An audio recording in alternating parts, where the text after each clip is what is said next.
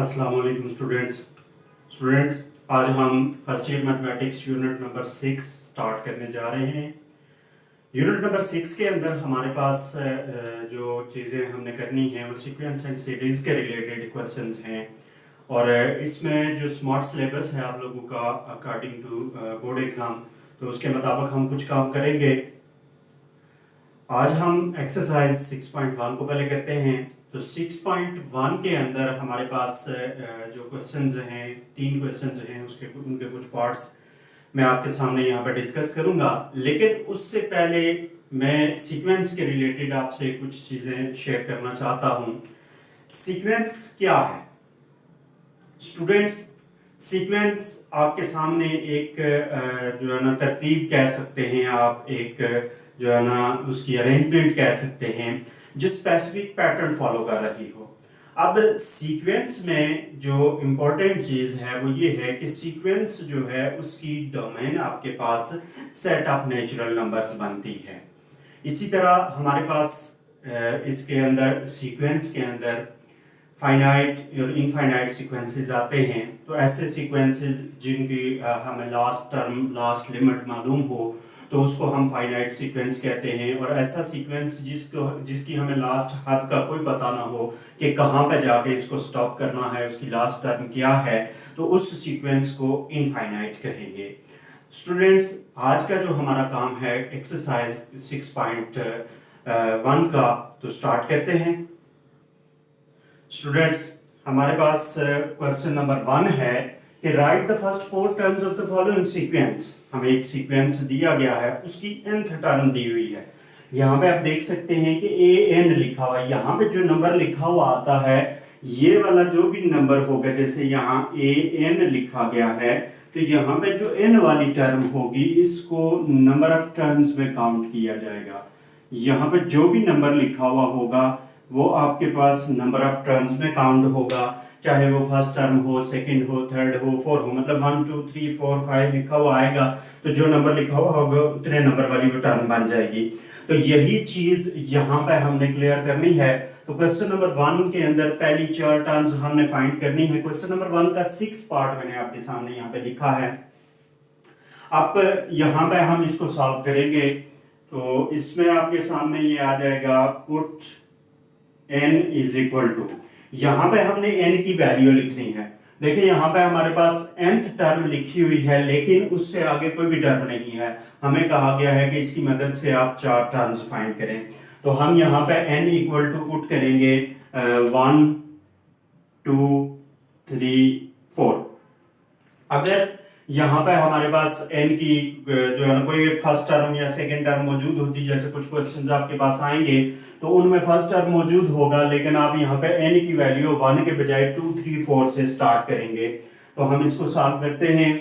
जब हमारे पास n आ जाएगा 1 के, तो वहां पे आप 1 रखेंगे, तो 1/2 raise to power 1 equal to 1/2 when n is equal to 2, then a2 is equal to 1/2 raised to power 2, 1/4 when n is equal to 3, तो आपके पास आ जाएगा a3 is equal to 1/2 raised to power 3 which is equal to 1/8। और last term आपने लिखनी है when n is equal to 4, then a4 is equal to 1/2 raised to power 4 which is equal to 1/16।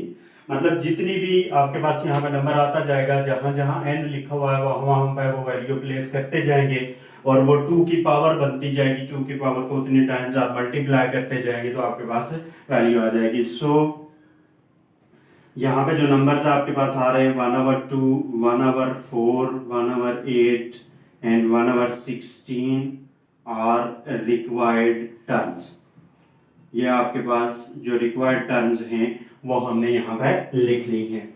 तो student, ये हमारे पास question number 1 का एक part मैंने आपके सामने डिस्कस किया है। बेसिकली ये क्वेश्चन नंबर 1 के अंदर कोई भी इतनी ज्यादा डिफिकल्टी नहीं है कि मैं ये कहूँ कि आप लोगों के लिए प्रॉब्लम्स क्रिएट होंगी। जस्ट प्रैक्टिस है, रिमेनिंग पार्ट आप लोगों की प्रैक्टिस है। आप उसको कंप्लीट करें, और अगर कहीं पे कोई इशू क्रिएट होता है, कोई मसला नजर आता है, कोई चीज समझ नहीं आती, तो आप डिस्कस कर सकते हैं। अब हम नेक्स्ट क्वेश्चन की तरफ मूव करेंगे। नेक्स्ट क्वेश्चन जो 2 हमारे पास है और 3, ये दोनों मिलते जुलते क्वेश्चंस हैं।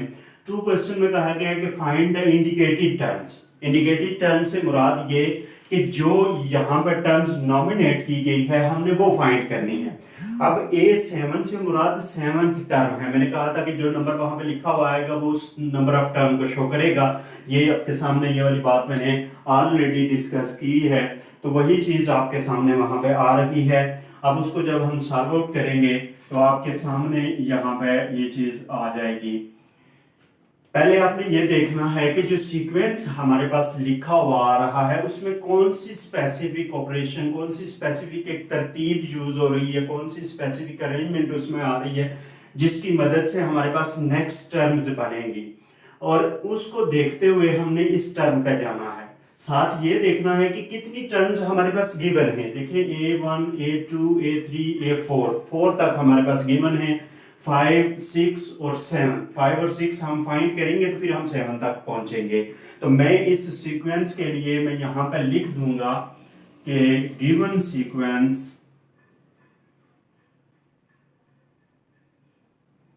कैन बी रिटन एज, इस दिए हुए सीक्वेंस को हम इस तरह लिख सकते हैं। कैसे कि फर्स्ट टर्म आपके पास 2 है तो आप 2 + 4 करेंगे तो नेक्स्ट टर्म आपके पास 6 आ जाएगी। इस टर्म से हमने स्टार्ट किया है। फर्स्ट टर्म हमारे पास मौजूद है 2, तो हमने 4 से आगे स्टार्ट किया है कि 2 में 4 ऐड किया तो 6 आ गया। अब ये नेक्स्ट टर्म 6 है तो 6 में हम 5 ऐड करेंगे तो हमारे पास 11 आ जाएगा। इस टर्म पे आएंगे, 11 में हम 6 ऐड करेंगे तो हमारे पास 17 आ जाएगा। स्टूडेंट, फर्स्ट टर्म जो आपके पास थी उसकी मदद से हमने सेकेंड टर्म बनाई और उसमें हमने 4 ऐड किया, फिर 6 बना तो 6 में 5 ऐड किया तो ये टर्म बनी, और इसमें 6 ऐड किया तो फिर ये टर्म नेक्स्ट हमारे पास बन गई। तो यहाँ पे इस अरेंजमेंट को अगर आप देखेंगे तो यहाँ पे ये चीज क्लियर हो रही है कि हम 4 उसमें ऐड कर रहे हैं, फिर 5 एक इंक्रीज करके ऐड किया, फिर 6 ऐड किया। तो इसका मतलब है कि जो नेक्स्ट टर्म होगी उसमें हमें 7 ऐड करना पड़ेगा, उससे जो नेक्स्ट टर्म होगी उसमें हमें 8 ऐड करना पड़ेगा, और उससे जो नेक्स्ट टर्म होगी उसमें हमें 9 ऐड करना पड़ेगा। अब ये 17 है तो यहाँ पे 17 में 7 ऐड करेंगे तो 24 आ जाएगा, 24 में 8 ऐड करेंगे तो 32 आ जाएगा, और 32 में आप 9 ऐड करेंगे तो 41 आ जाएगा। अब इन टर्म्स को अगर आप तरतीब से देखें तो फर्स्ट टर्म आपके पास यहाँ पे मौजूद है वो है A1। फर्स्ट टर्म आपके पास A1 है तो हमने यहाँ पे सेकेंड टर्म ली जो आपके पास A2 बनी, फिर हमने A3 लिया, फिर A4 आ गई। यहाँ पे फर्स्ट टर्म्स को देख लें, फर्स्ट को छोड़ के अगली तीनों टर्म्स मैंने यहाँ लिखी हुई हैं, फिर इसका मतलब है ये A5 आ जाएगी, ये A6 आ जाएगी और ये A7 आ जाएगी। जो हमारे पास रिक्वायर्ड नंबर, जो लास्ट नंबर टर्म दी हुई थी उससे आगे हमने 3 टर्म्स लेके आगे 7 तक पहुंचना था। सो लास्ट पे आप रिजल्ट लिख लेंगे कि A7 = 41 इज रिक्वायर्ड। तो स्टूडेंट, आई होप कि आप लोग ये अंडरस्टूड कर गए होंगे कि हमने किस तरीके से, किस हिसाब से उस सीक्वेंस को बिल्डअप करना है और उसकी नेक्स्ट टर्म्स को लेके चलना है। मैंने इसको शॉर्ट करवाने के बजाय थोड़ा सा लॉन्ग इसलिए करवाया है ताकि इसके अंदर छुपी हुई हर एक पॉइंट्स को आपके सामने क्लियर कर सकूं। आप इसको एक लोग देख सकते हैं, अगर कहीं पे कोई इशू है तो आप उसको जो है ना कमेंट में मेंशन करें, मैं इंशाल्लाह कंप्लीट करने की कोशिश करूंगा। अब हम नेक्स्ट क्वेश्चन नंबर 3 की तरफ मूव करते हैं। स्टूडेंट्स, नेक्स्ट हमारे पास क्वेश्चन नंबर 3 है कि फाइंड नेक्स्ट 2 टर्म्स। जो अभी हमने क्वेश्चन नंबर 2 किया है उसी जो है ना क्वेश्चंस के रिलेटेड ये बातें हैं। जस्ट क्वेश्चन की स्टेटमेंट चेंज की गई है और आगे ये क्वेश्चन में सीक्वेंसेस को चेंज किया गया है, लेकिन कंसेप्ट सेम है बिल्कुल। तो आपने जो सीक्वेंस दिया हुआ है उसमें देखना है कि कौन सा स्पेसिफिक पैटर्न उसमें फॉलो किया जा रहा है, कौन सी अरेंजमेंट उसमें बन रही है, और उस हिसाब से आपने उसको सॉल्व कर लेना है। तो हम इसमें देखते हैं कि कौन सी अरेंजमेंट है। तो आप यहाँ पे देख सकते हैं, सबसे पहले मैं यहाँ पे लिखूंगा कि given sequence can be written as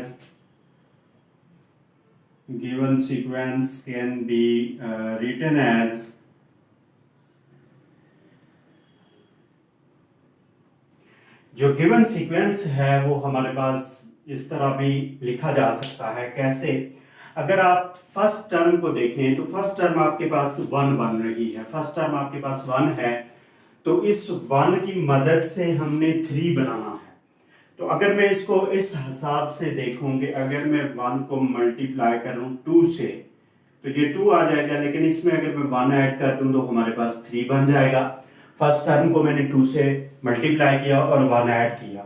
अब जो मैंने इसकी तरतीब बनाई है, इसका जो है ना फॉर्म बनाई है, इसकी अरेंजमेंट बनाई है, वो ये बनाई है कि अगली टर्म को 2 से मल्टीप्लाई करते जो और 1 ऐड करते जो, नेक्स्ट टर्म आपके पास आती जाएगी। तो यही हिसाब आप करें, नेक्स्ट टर्म 3 है तो 3 को 2 से मल्टीप्लाई करें और 1 ऐड करें तो आपके पास 7 आ जाएगा। आप इन टर्म्स को वेरीफाई करते जाए, साथ साथ 7 मल्टीप्लाई बाय 2 करेंगे और प्लस 1 करेंगे तो आपके पास 15 आ जाएगा। 15 मल्टीप्लाई बाय 2 करेंगे और प्लस 1 करेंगे तो आपके पास 31 आ जाएगा। स्टूडेंट 31 तक हम पहुंच गए हैं, लेकिन हमारी रिक्वायरमेंट ये है कि नेक्स्ट 2 टर्म्स फाइंड करें।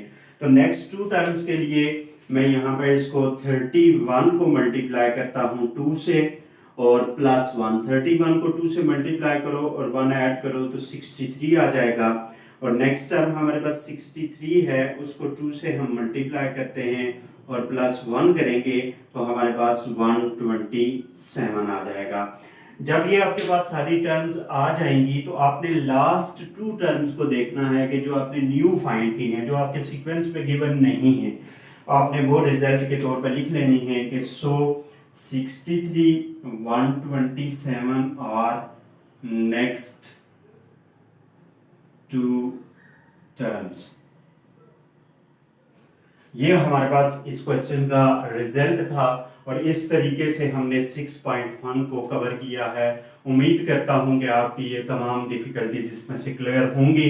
अगर कहीं पर कोई भी इशू नज़र आता है, कोई चीज़ आपको समझ नहीं आती, तो आप उसको जो है ना पूछ सकते हैं, डायरेक्टली पूछ सकते हैं। और अगर कहीं पर फिर भी जो क्वेश्चंस मैंने आप लोगों की प्रैक्टिस में छोड़े हैं, अगर वहाँ पर कोई डिफिकल्टी क्रिएट होती है तो आप उसको क्लियर कर सकते हैं। Thank you. अल्लाह हाफिज़।